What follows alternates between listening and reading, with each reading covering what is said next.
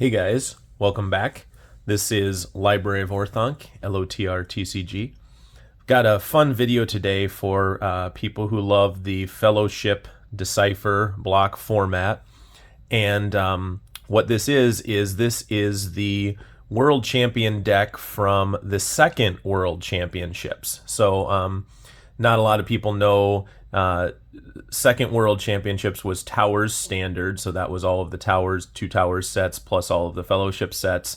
But on day 2 of that tournament, they did run a Fellowship block only tournament. And so this is the deck by the champion of that tournament, Naryan Cook.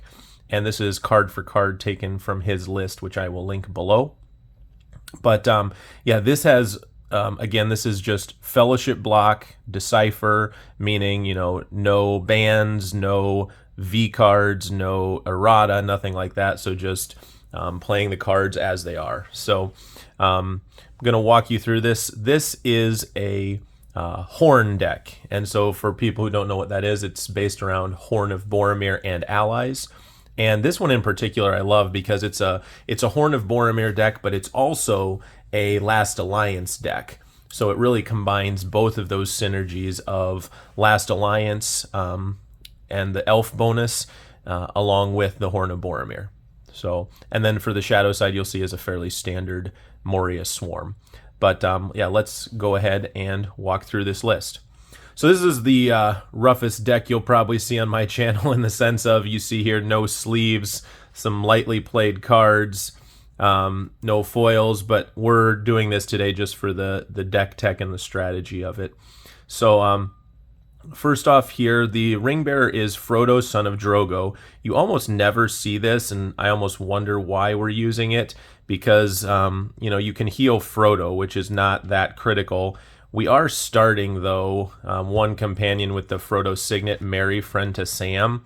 But it makes me question that would really be worth it, because Merry, he'll exert himself twice to add his strength to another companion, and then he'll have one more exertion that he could heal Frodo with, obviously. But seems pretty underwhelming for a ring bearer, but I don't know if we're just trying to trick and confuse people as far as why we're playing the Son of Drogo, but that is for sure what he was playing was Frodo, son of Drogo, which is the Frodo signet one, and exert another companion who has the Frodo signet to heal Frodo. So there's that. Who we're really concerned about healing, though, in this deck, and this is the mainstay, is Boromir, the defender of Minas Tirith. And so he has the ability, add 2 to heal Boromir in the Fellowship phase.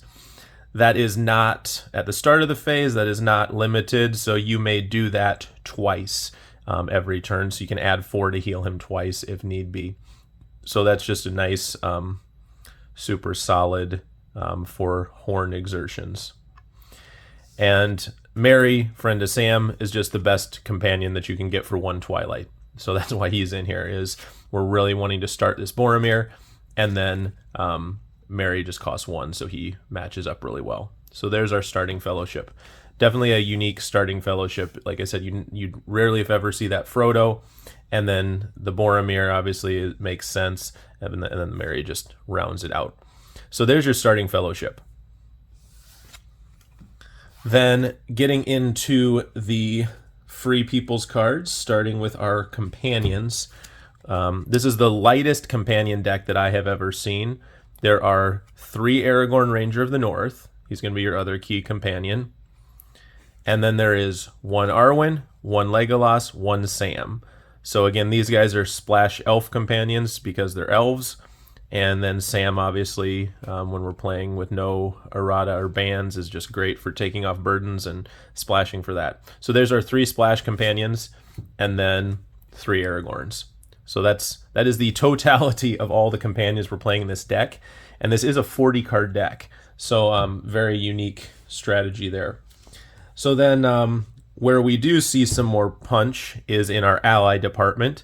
So we're going to see basically every viable elf ally in here. We have Elrond, Herald to Gil-galad. This is obviously just a staple. he heals an ally whose home site 3 twice, which is usually himself, and exert him twice to heal a companion.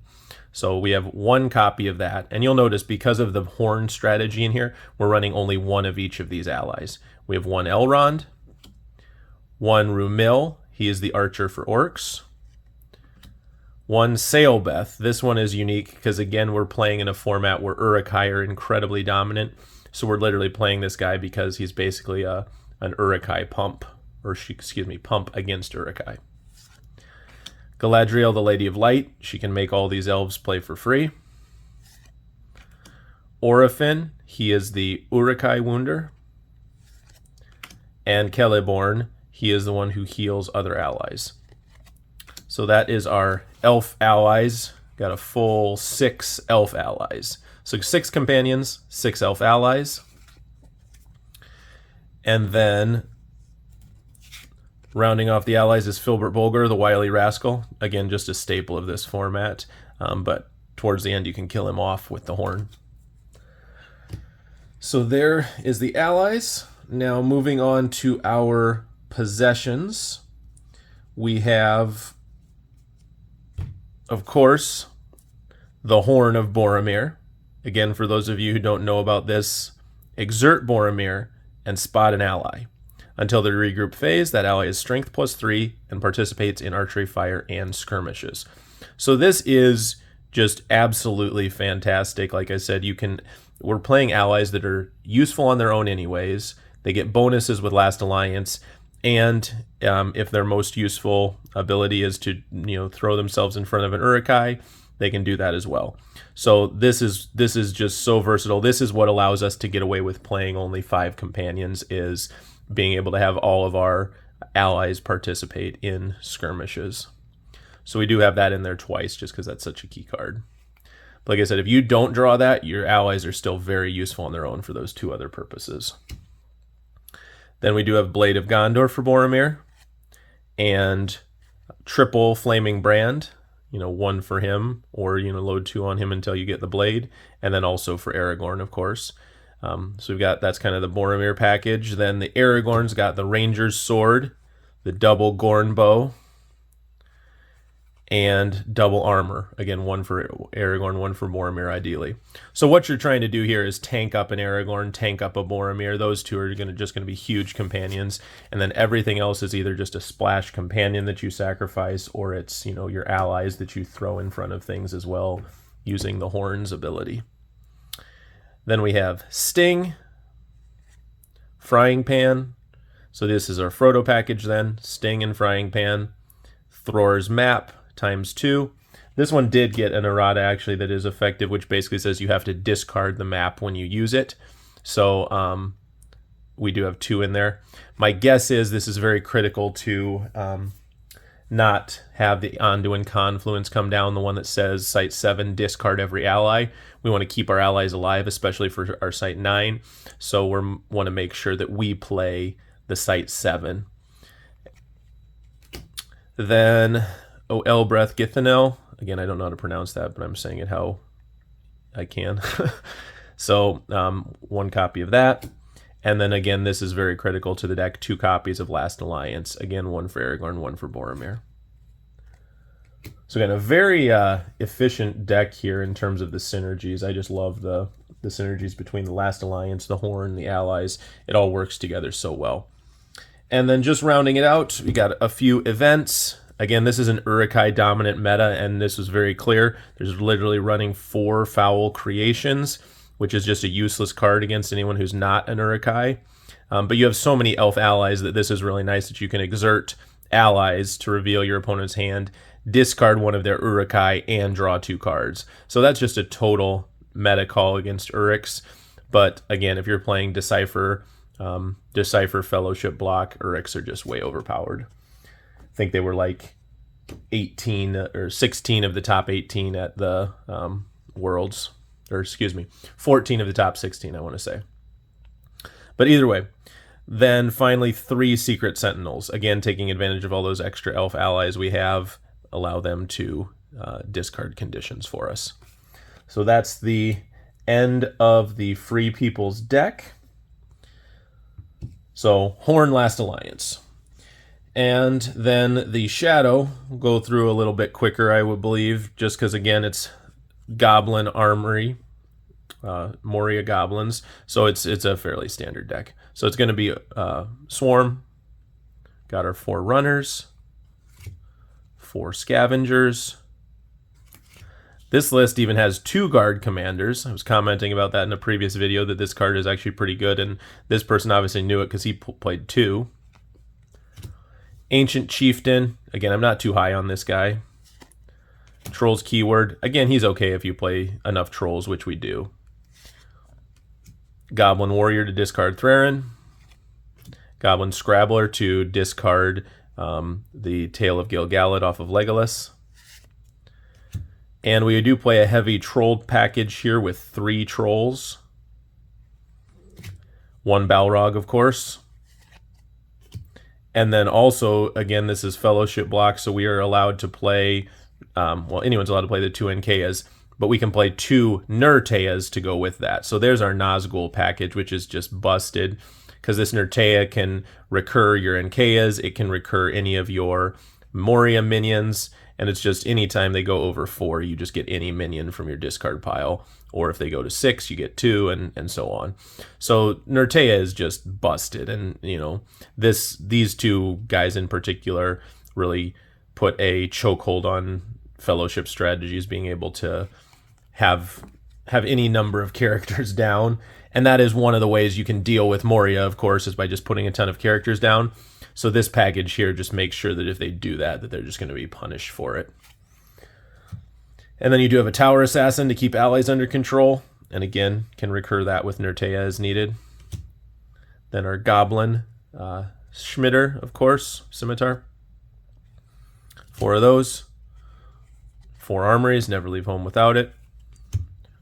And then this deck, even, you know, because it's 40 cards, loads up extra copies on these conditions. We've got 3 full Swarms, as well as 3 full They Are Comings.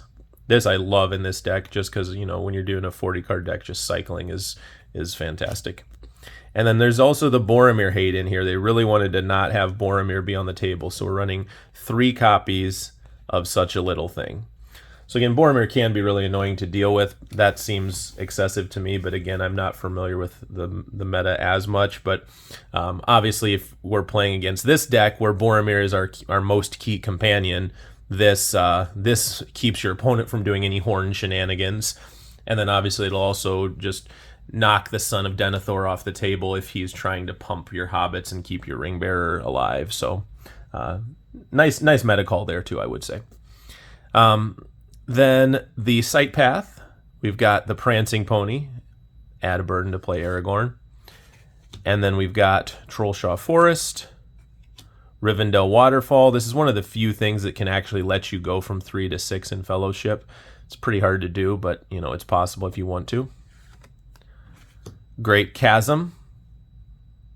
And again, this is here just for being underground. I'm kind of surprised that this isn't the Mithril Mine to get back the weapons, but my guess is we just want the extra Twilight just in case we can play a Cave Troll. That's my guess why we're playing this one. Bridge of Khazad-dum. Dimrill Dale, you know, for the -2 orc. Very nice. Silverlode Banks. Again, we're playing our Rangers, so try to make other people exert if they're not. Speed bump to stop the Fellowship from moving if you get your 5 orcs down. And lastly, draw a card for each burden with the Summit of Amon Hen. So there you go. There's the Sight Path. So yeah, this was the, like I said, Fellowship champion from day 2 of Worlds in the Two Towers era. So very interesting, interesting deck here. I think this is really showcases, you know, if you go through and say, hey, what's now banned from this, it's quite a lot. So they really figured out that this isn't a great strategy to allow people to play the game like this. So you see why between a self-healing Boromir with the horn and then with all those elf allies that are actually useful, it's a very interesting very interesting format there to to be able to play those kind of things. So I'll just throw something down here too to just represent the Moria side of this, just for my thumbnail. But yeah, thanks guys for watching. Really had a fun time putting this deck together. At some point I may foil this one out, we'll see, but for now this is just the playtesting version, and I have tested this deck, you know, a number of times, and it is a very fun deck to play just with its cycling and with the versatility of those allies. So thanks for watching. Stay tuned for more videos.